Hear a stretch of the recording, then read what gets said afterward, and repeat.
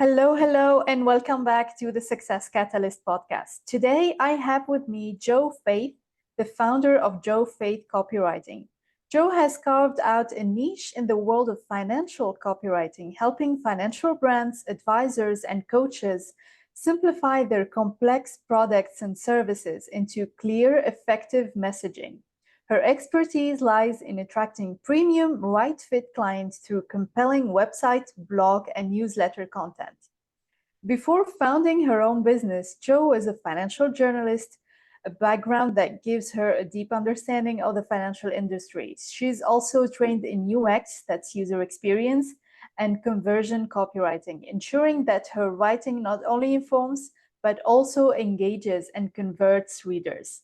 Living in North London, with her husband and 3 children, Jo balances her professional life with her role as a mother and partner.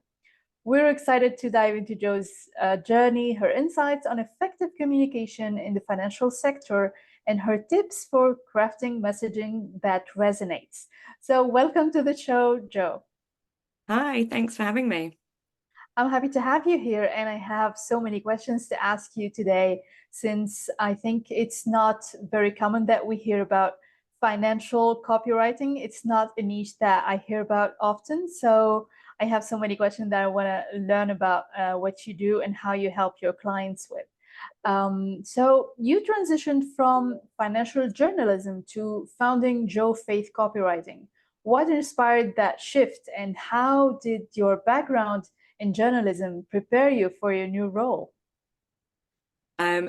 So yes, as you said, I was a journalist and editor for about 15 years before I switched over to copywriting. I think what the catalyst for it was that I always really wanted to work for myself. I really wanted to do my own thing. I've always been interested in business and running a business. And I suppose that came from being a journalist and talking to business owners and people in business. I always found them very inspiring. I always loved hearing their stories, and I kind of always had a niggle that I wanted to do it myself at some point. So, yeah, I took the plunge, and that was about 3 years ago. Okay, very nice. And I think, yeah, on some level, I've always believed that our environment can inspire us into new ideas, new ways of doing things. So maybe the fact that you worked a lot with business owners, that maybe was one of the catalysts that Yeah. inspired you to launch your own business, because it did the same for me as well. So yeah, I can totally resonate with that. And I know you're trained in UX and conversion copywriting. So can you explain how these skills influence your approach to writing and why they are important in today's digital landscape? Yeah, sure. So with copywriting, there's this belief that, I own my own business, I run my own business, I'm the best person to write my marketing copy. And by marketing copy, I mean everything from your social media posts through to your ad copy, through to your website copy. And there is an argument that yes, you are in your business, you know it well, you know why people should buy from you or sign up for your services. But there's a lot more that goes into copywriting than just knowing your brand and knowing who you are. And so the two areas that I focus on are UX, so user experience copywriting, and conversion copywriting. So conversion copywriting is a style of copywriting where you are persuading your reader to take action. So there is a very intentional outcome that you want them to have and to take. And so everything that you write leads to that outcome. So Mm-hmm. whether that's to sign up to your newsletter, whether it's to book a call for your services, whether it's to buy your product, all roads lead to that outcome. The UX part of it is I think very closely linked to the conversion side, in that it's helping people um, navigate the journey so that Mm-hmm. we can convert them into clients, stroke customers. Because you could have the best product, you could have the most well-oiled service, but if people are confused about what you do or your messaging, if people don't understand how they can get in touch with you and find out more, if people find your website overwhelming and not intuitive, they are just going to go. Then um, People are very impatient, their attention spans are short. So UX copywriting is not so much about what you're saying, it's how you're saying it, the order in which you say it, and making sure that everything you say is targeted at your ideal audience. So they go hand in hand. You need the UX, in my opinion, to be able to convert. But if you only use UX principles in your copywriting, then you're missing the persuasion element. And at the end of the day, our marketing copy really is to persuade our prospects to take action. So they go really neatly hand in hand. And that is why I trained in both of them. And that's why I implement both sets of principles in everything that I write.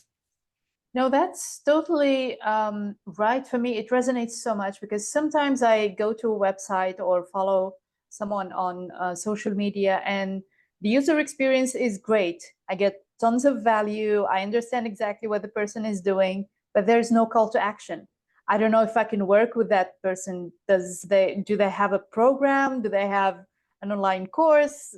Can I book a call? It's not there. It's not really obvious for me. And I think it's part of the user experience. If you want my user experience to be ending in booking that call or purchasing that product. So I really agree that they do work, go hand in hand. I just want to jump in because you started that by saying you can see a website that has a good user experience. I'd argue that if there's no call to action, then that's not a good user experience. Yeah. So it might start by having a good user experience, and you might think, right, this makes sense. The copy is clear and concise and it's talking directly to me. But if there's no call to action, people will give up. Well, how do you know where to go next? How do I know how to get in touch? And it's such an easy element that people forget about. And some people think you just need a call to action at the bottom of your homepage. Yeah. Well, yes, you do, but what about the people who are skimming through, the people who are skim reading, and they're not going to get all the way to the bottom of your homepage? They might want a call to action higher up. They might want a call to action right at the top. They might know full well that you are the people for them. They just want to book a call. And if they're having to scroll through pages of copy to find that call to action, then there's the chance they may not do it and you're losing out on business. Yeah. They may not even find it. They can't find it. You know, people just want it to be easy. Websites these days are overcomplicated. People think they need to get all the information about themselves in one place. It's not true. That's why I work closely with, I do a lot of website copy with business owners, and we take it right back to basics and we talk about, you know, what's your main message, who your target audience is, and how are we going to persuade them that you're the right people for them. And sometimes less is more, because our attention spans are getting shorter and shorter. I can't really focus on reading a whole page of content without knowing, like, where am I going? Like, do you need me to click somewhere? Where do I get that information? It needs to be very, very precise and very easy to understand and to get. Yeah, and that's where a professional copywriter can help, because some people, when they're buying, it depends what you're buying and what your business is. You know, if it's a very high ticket product, you're going to be spending lots and lots of money on it, then people want more information. They might want to scroll and spend their time. But if it's a much lower ticket item, then they're spending £10, €10 on something, or £20, then they probably don't want to spend hours of their time scrolling through, finding out all they need to. They need it to be much quicker and much easier. So this is why we do deep research, and we find out exactly, you know, what the reader wants and their awareness, their level of awareness, where they are in their buying journey. Are they ready to buy, or do they need a bit more? Do they need a bit more information before they're ready to take that jump? Because at the end, there's a decision to make. And if the decision is about just a couple of bucks to buy something like a very small online course or something, I don't need that much information for me to take the decision. Maybe after a few minutes, I'm already like, maybe this is not worth it, even for a couple of bucks. So I would not make the decision. But if it's an investment, maybe I need more. Maybe I need to watch a demo. Maybe I need to read the testimonial, something that would really trigger me into making that bigger decision than the other case. Yeah. 100%. And yeah, I know that you work with financial brands, especially. So what are some common challenges that financial brands face in their messaging, especially, and how do you help them overcome these challenges? So there are a couple. One of the big ones is that that brands try and say too much, and I've touched on this before, just before, but they try and get too much information into what's essentially not that much space. And they're trying to tell you everything that you need to know about their product and service. And it ends up being a big wall of text with too much information. And quite often it's technical, it's full of jargon, and it ends up just not working. On the flip side, some people don't say enough. So, for example, when I look at a lot of website copy for, say, financial advisors, you click on the homepage, first page you go to. Now, there is a headline. We call it the hero statement, but essentially it's the headline, the top bit of your website. So first thing people see. And a lot of brands will say, welcome to, and then they'll insert the name of their company. So welcome to XYZ Financial Planning. Now, there's a couple of problems there. Firstly, it's highly likely that the person landing on your website knows that it's who you are, because they've come from a lead magnet, they've come from your socials, they've come from an advert, they know where they're going, they didn't just happen upon you. It may have been an organic search, but a lot of the times in financial services you're going on referrals, or you've seen something on LinkedIn or whatever it is. So 9 times out of 10 people know who you are, so you don't need to tell them again. The other thing is you quite often have your logo at the top of your website, which incorporates your brand name as well. So you're, in fact, repeating yourself. But the most important reason why you're missing a trick doing that is because that hero statement, that headline, is your almost like your shop window to capture your audience and tell them that they're in the right place and that you are the right people to help them. So you want to basically focus on the value that you add in that statement. So you want to tell them what you do and who you do it for in that statement. So people, if I'm looking for a financial advisor and I'm a small business owner and I need retirement planning, right? Very defined audience. And that's what you do as a business. You are a financial planner who supports businesses with their retirement planning. Then you need to put that in your hero statement. Financial advice for small business, or retirement planning advice for small business owners. Then there is absolutely no doubt that these people are in the right place. And then they're more encouraged to keep reading, to scroll a bit more. Like, right, I'm in the right place now. I need to figure out a bit more about these companies. If they just say, welcome to XYZ Financial Planning, you could do anything. You could be a wealth manager. You could be a compliance manager. You could be anything. So, you need to really focus on the big transformation or the value in that hero statement. So these are the things I see with financial brands. The other thing I see is people not using jargon in the right way. So there's this kind of belief that you shouldn't use jargon in your marketing, which in some instances, in a lot of cases, that's true. If you are targeting somebody who's we call it the stage of awareness in marketing, but if they don't really know anything about you, or they don't even know that they have a problem yet that needs solving, then throwing loads of jargon at them isn't going to have an impact. However, if you're further down the line and you're talking to people who are pretty well aware of their problem, they know about you, and they're very close to buying or signing up, then they may expect to see some jargon in what you're saying. And that's why I strategically use jargon in my copy for my clients. Very much depends on who they're targeting and what stage of the buying journey they're at. So I'll give you an example. If you're you need a pension. Now, if you're about to sign up for a pension with a pension company and you see the word pension anywhere, well, that is technically a jargon term. Not everybody knows what a pension is. You'll question, hold on a second. Am I in the right place? Are these people credible? Yeah. Do they know what they're doing?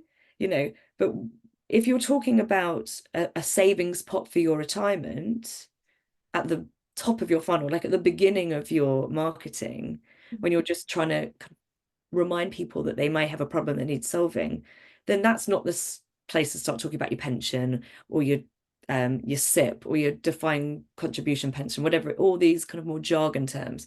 Further down, where people are close to buying, they want to see, and I'm not saying all your copy should be totally full of jargon and be technical, and doesn't have to be difficult to read or understand, but there is an argument that you should be using bits of jargon just so that you can kind of signpost that these people are in the right place, you know what you're doing, you're a credible organization or a credible company.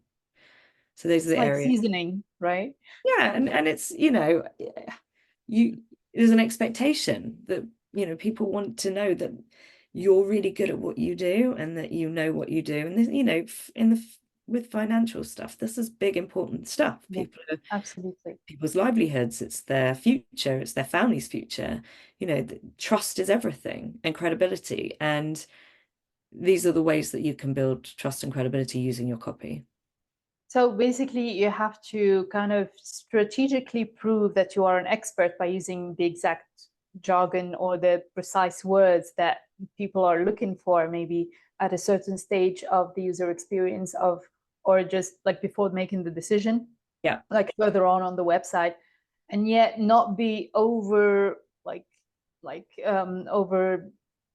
it by like talking in a difficult way, or like sometimes even when I talk to people who are using so many difficult words, I'm like, why are you talking like this? You can just explain things simply. I'm not even like here to like judge you as an expert yet.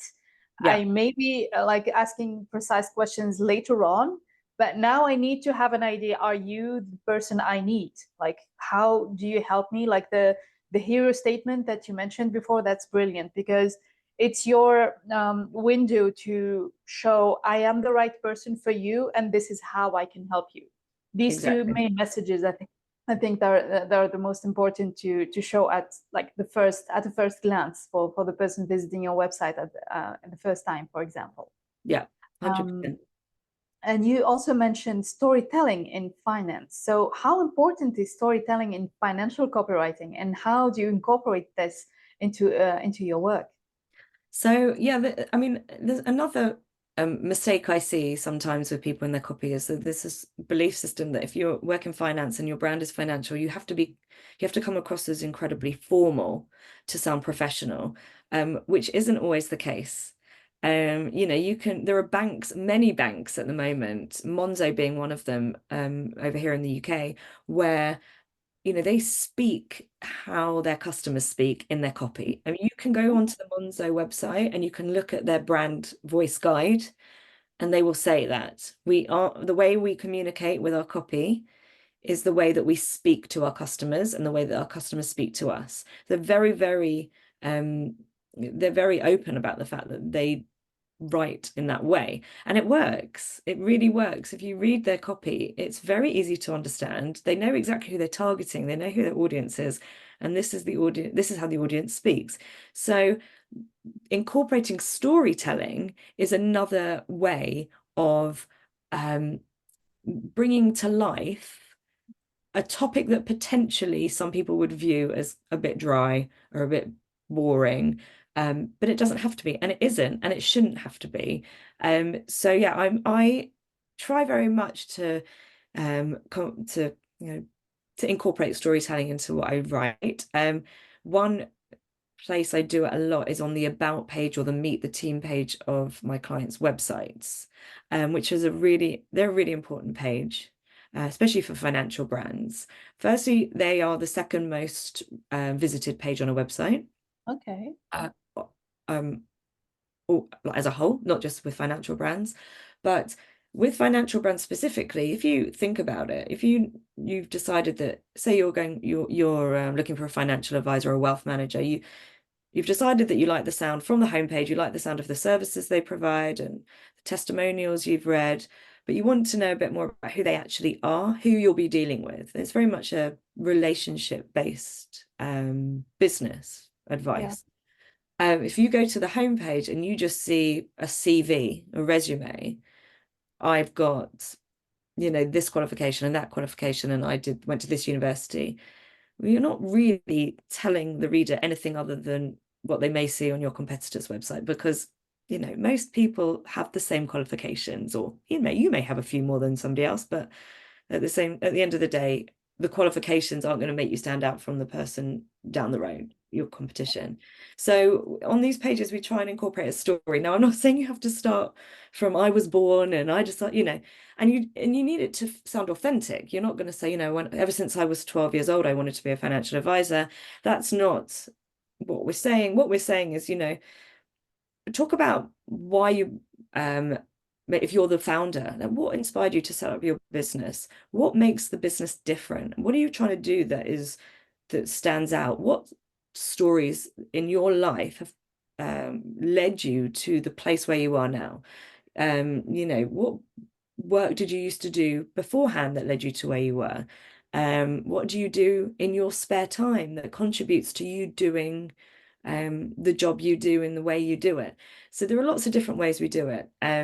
But yeah, it's that section of the website is really important. And I often say to my clients, you don't need to prove yourself with qualifications. Yes, include your qualifications somewhere on the page, and I think that's important. And I would add, if you have qualifications or accreditations, or you're a member of an industry, explain it to your readers, because they may not know what that means. So it's all well and good having all these letters after your name, but if they don't actually know, if you're chartered, explain what that means. Like, that is that could be a game changer in terms of someone wanting to sign up for your business. But explain what it means.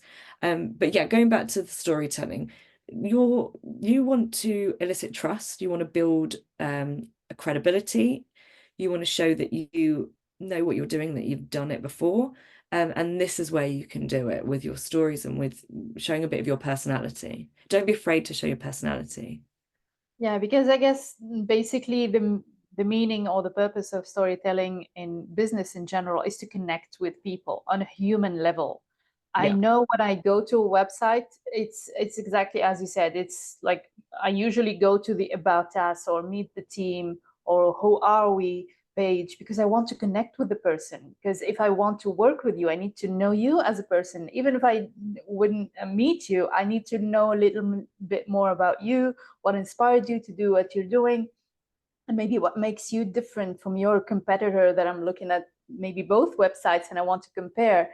And you're right, qualifications at the end of the day are important, but not, I think, the main factor that would trigger me into working with this person, not the other person. It's really a human connection that is sometimes emotional, subconscious. So it needs a story to connect on a human level. Yeah, absolutely.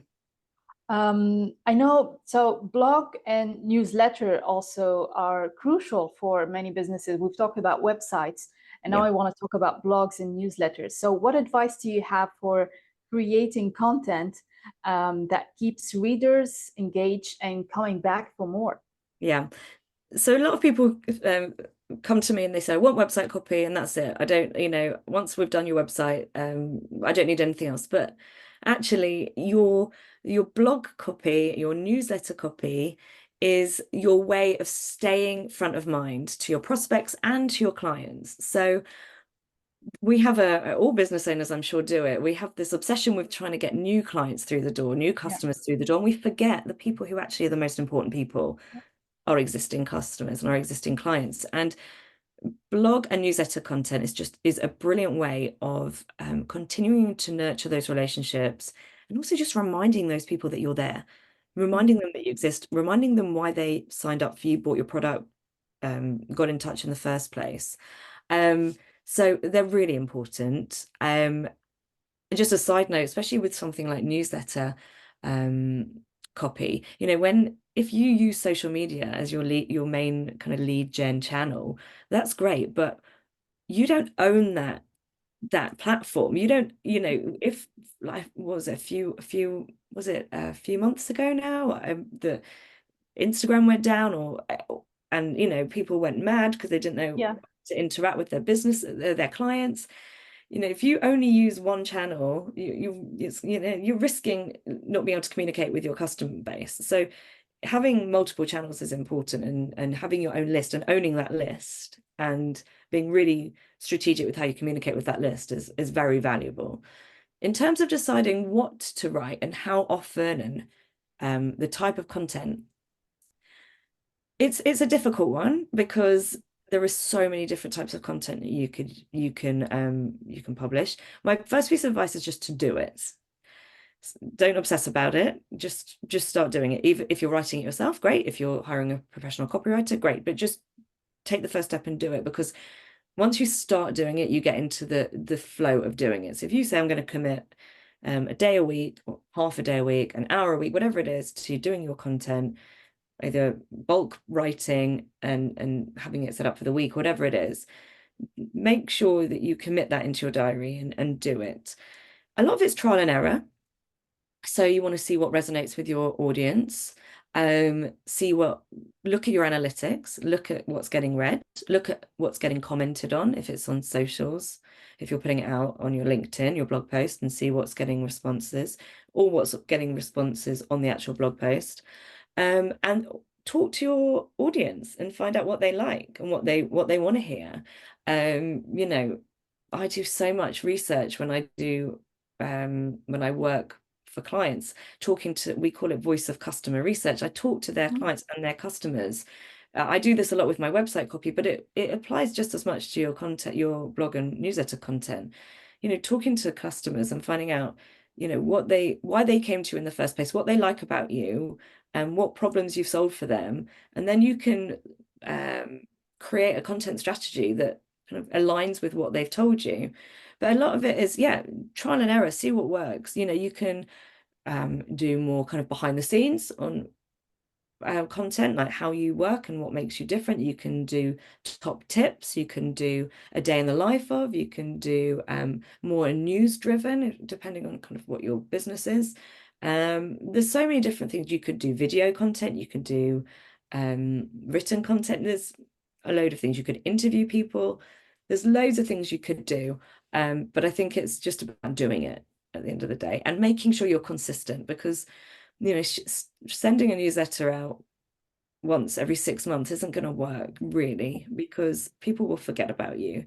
And there are some people who say you can send out one multiple times a day. It very much depends on your business and your client base. I wouldn't say send 3 emails a day to your client base every day without doing a hell of a lot of research. And if it shows that that's what they want, absolutely. But once a week, start with once a week, just send it out, see what happens, and go from there. And you can also recycle content, like what you've used in a newsletter. You can make a short reel talking about top tips or a day in the life of.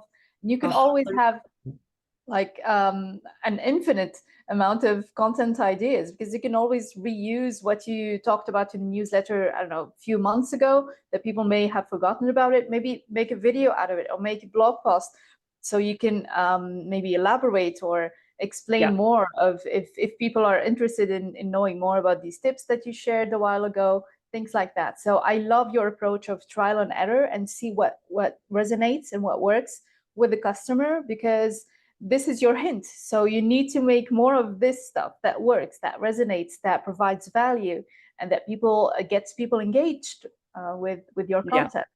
And I think that we obsess, and I'm guilty of doing it as well, especially on my social media, of, oh well, I've already said that. I said that last week. But actually, not we are the only people who read every single word we write, right? Yes, true. And hopefully people read a lot of what you write or what you publish, but not everybody is going to read everything. So sometimes it's going to take you to say the same thing multiple times. You don't have to say it in exactly the same way. You can, top and tail it and vary it up a bit, or change the format, as you said. But don't worry about your your message is your message. Say it as many times as you want. It's not changing, obviously, unless your service or your product changes, but your message you need to repeat it and repeat it. Don't worry about people being like, oh gosh, she's a broken record. that's what you want. You want people to think that's the person who does XYZ. They're always talking about it. Yeah, yeah. And I think like the more I use social media, like Instagram, for example, is my favorite social media I go to learn things and to collaborate with people and to look for ideas or businesses to work with, for example. And I love the fact that I know that person will still talk about that thing over and over again. Sometimes like I want to save the video to come back to it later. I'm like, no, I know this person always talks about it, so it maybe come up to into my feed in a different way, and this is brilliant because I always like count on that person to talk to me about it again, Yeah. which is amazing. Well, if you think about, okay, for instance, you're on Instagram and you're following fitness trainers, like Mhm. people, personal trainers, because you want to get fit or you want Yeah, to build muscle. And if they start talking about something that's totally unrelated to building muscle, all they're doing is saying the same thing in a slightly different way. This is how you're building muscle or whatever mhm. it is. Then they are saying the same thing over and over again. That's what you want them to do. Yeah. But yeah, they'll say it in a slightly different way. But essentially, they're saying the same thing. And that's what we don't need to get too hung up on as business owners is worrying that we're boring the masses when actually a lot of the time people A need reminding or B want you to be saying the same thing. Yeah. And I guess like my expectation from other accounts or businesses that I follow is first of all to get value, provide value through tips, through advice, through stories, through whatever kind of value I'll be expecting. Second, maybe a call to action. Do you have an event coming up? Do I need to sign up for something? I want to know more. Maybe can I work with you? Can you tell me more about what's coming? And third, I want to know the person. I want to see a day in their life. I want to see what they're up to. Are they on vacation? Maybe I want to see their stories. Maybe I want to hear something funny that happened to them. Maybe I can resonate with something with the story they're sharing. So I think these three things are my favorite types of content that I want to always see Yeah. from people I follow. The call to action point is important, especially in blogs and newsletters. That we talked about calls to action on your website, which kind of makes a lot of sense, Mhm. is essential. But people forget actually your blogs and your newsletters are another place for you to put your calls to action. So if you've got a free guide that you want people to download, or you've got an event that you're hosting, you want people to sign up to, include your call to action in your blogs and your newsletters. It's a real missed opportunity if you don't. Yeah, especially if it's an evergreen offer. So like Yeah, it wouldn't make sense for a blog to talk about an upcoming event if I'm reading the blog 2 years later. yeah, But if it's an evergreen program or if it's the same link to book the call with you, I would love to see it often and see it everywhere. yeah, absolutely. Now, Jo, I want to talk more about your the fact that you're balancing a professional, very successful business life and also you're a mother of three. So how do Yeah. you balance your professional responsibilities with your family life? This is a great question because we're right in the middle of the school holidays here Okay. at the moment. So it's very topical. Um, I'm quite strict basically with my hours. So I would say that's the main thing. I have I carve out hours in the day where I'm working, and when I'm working, it's working only. So I work from home. I don't have to go into the office anymore. I work from home, but the problem that comes with that is the distraction. So I'm like, oh, should I be putting a wash load on, or can I be quickly running to the shop to get this? And actually, I'm not perfect, but I'm trying very hard to say when it's work hours. And I kind of take myself away, put myself in the office, close the door, and it's kind of this is my time to work. And I put my phone on do not disturb, and that's work time. During the school holidays, everything's a little bit up in the air, but this is kind of my usual when everyone's at school. Um, and then I'm just very flexible with, sometimes I do work in the evenings, if once my kids are in bed, or I don't necessarily do a 9 to 5, and it suits me. I actually don't mind working in the evenings. I know some people it's a massive no-no. But once my kids are in bed, actually sometimes it just gives me some quiet time and I'm not doing deep writing and client writing in the evenings normally.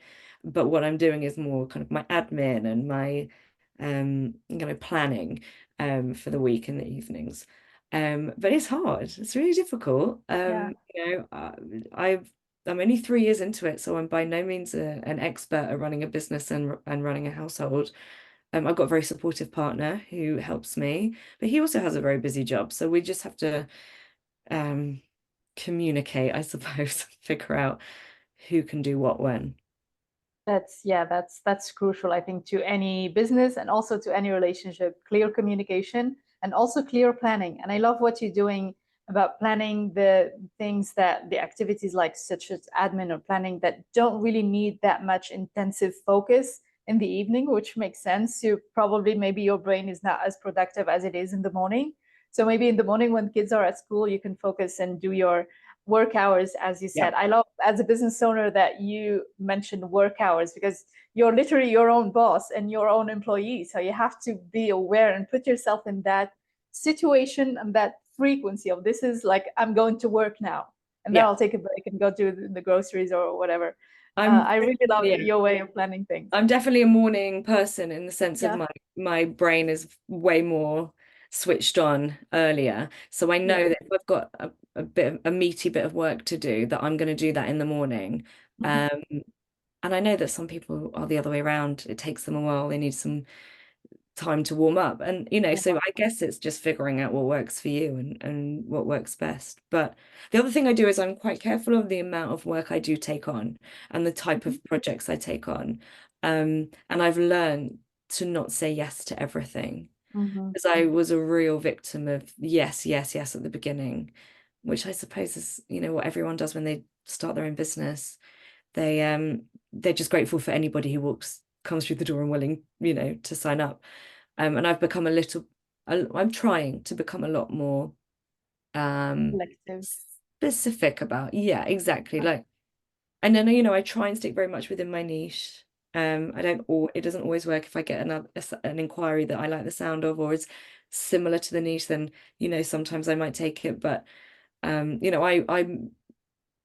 had an inquiry from a jewelry brand recently to do their product descriptions. Now, sounds great. I'm sure it would have been a fun project, but it's not my area of expertise.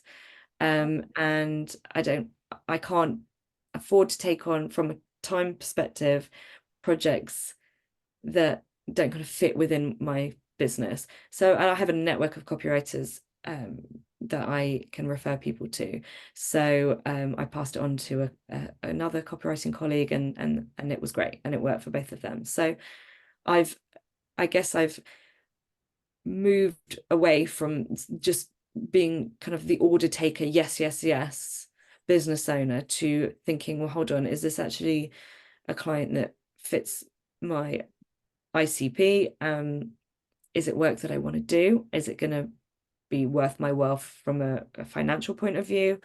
And am I going to be able to give it the best? I'm not going to take on a project if I know I've got my kids home for the summer. Maybe I won't take on 3 website projects at the same time, because somebody's going to not get my best work, and I don't want to do that.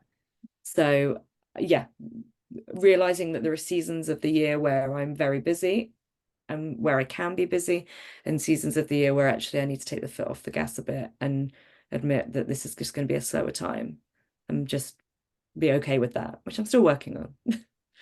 So I think the choice is both about what works best for you in terms of what you need to be investing on, like in terms of focus, and maybe it's a new topic that you need to learn about it, and is it worth it for you and for your amount of time that you need to invest in this new project, but also for the client. I love what you said, that some of them may not get the best of you because you're not that focused, or maybe you have a lot on your plate. So it's a win-win if you are choosing strategically, so both from your side or on the client side as well. And I love that you can refer other people to the client if they're more, Yeah.